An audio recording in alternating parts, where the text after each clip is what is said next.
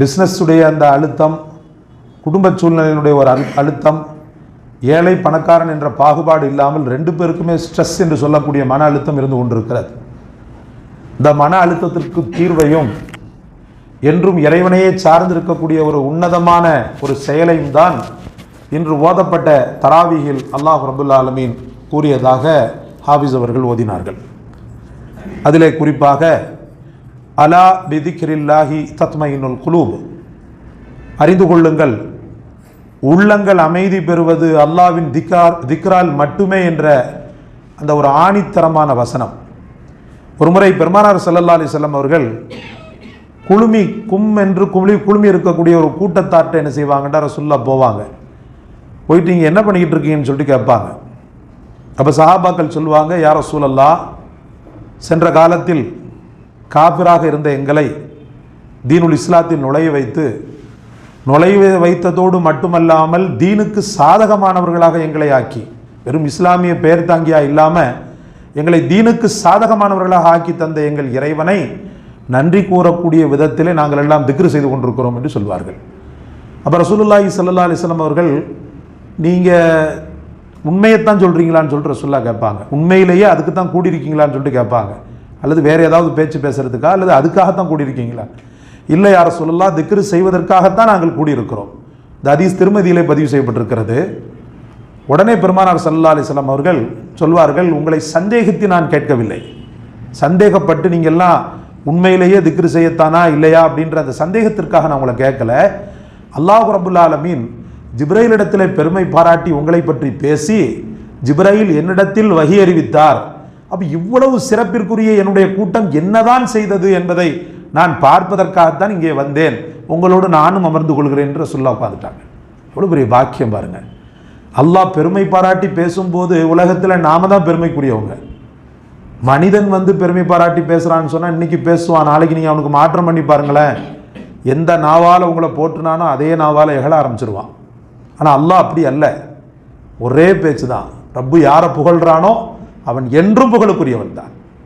திக்ரில் வெறுமன்ன சுபஹானல்லாஹ், அல்ஹம்துலில்லாஹ், அல்லாஹு அக்பர் என்பது மட்டும்தான் திக்ரா அப்படின்னு சொன்னால் அதுவும் திக்ராக இருந்தாலும் கூட தலையாய திக்ர் என்று பெருமானார் ஸல்லல்லாஹு அலைஹி வஸல்லம் அவர்களால் போற்றி புகழப்பட்ட திக்ர் அல்லாஹ்வுடைய குர்ஆன் தான். குர்ஆனை நீங்கள் எவ்வளவு அதிகமாக ஓதிக்கொண்டிருக்கிறீர்களோ அப்போது அல்லாஹ்வை நெருங்கி கொண்டிருக்கிறீர்கள். பெரும் பாவங்கள் சில நேரத்தில் போகாது நம்மளை விட்டு, இந்த அசுசையான செயல்பாடுகள் இருக்கும். இந்த பெரும் பாவங்கள் என்னை விட்டும் போவதற்கு, அல்லது ஏதாவது ஒரு பாவம், பர்டிகுலர் பாவம் ஒட்டிக்கிட்டே இருக்கும், எவ்வளவு தான் அவன் முயற்சி பண்ணாலும் அவன்கிட்ட போகாது.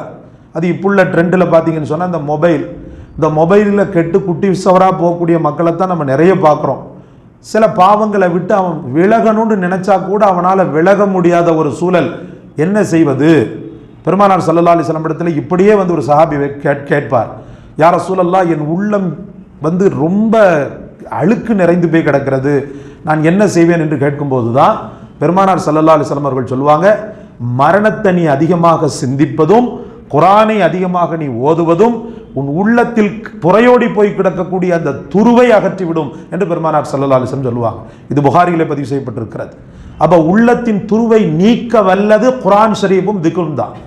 ஒரு நாளைக்கு நீங்கள் திக்ர் செய்து பாருங்களேன், தனிமையில் உட்கார்ந்து கொண்டு ஒரு 10 நிமிடம் எந்த டிஸ்டர்பு, எந்த உலகத்தில் உள்ள காரியமெல்லாம் மண்டையில் இல்லாத அளவுக்கு தனியாக என்னை ஊற்று அப்படின்னு சொல்லிட்டு ஒரு 10 நிமிஷம் நீங்கள் அல்லாஹ்வை திக்ர் செய்து பாருங்களேன். அதில் கிடைக்கக்கூடிய இன்பம் இருக்குது பாருங்க. சொல்லுவாங்க, இப்படி பர்டிகுலராக ஒரு டைமை ஒதுக்கி அல்லாஹ்வை திக்ர் செய்யக்கூடிய அந்த தேஜஸ், இந்த முகத்தினுடைய தேஜஸ் இருக்குது பாருங்க, அதை அப்படியே அல்லாஹ் தஆலா நூறாக மாற்றிக்கொண்டே இருப்பான். ஒளி கொஞ்சம் கொஞ்சமாக அவனுடைய முகத்தில் குடிகொள்ள ஆரம்பிக்கும். அல்லாஹ் உங்களுக்கும் எனக்கும் தௌஃபீக் செய்வானாக. அவர் கருப்பாக தான் இருப்பார், அதுக்காக வேண்டி எல்லாரும் கலராக ஆவாங்கன்னு நினைச்சிடாதீங்க. கருப்பாக தான் இருப்பார்.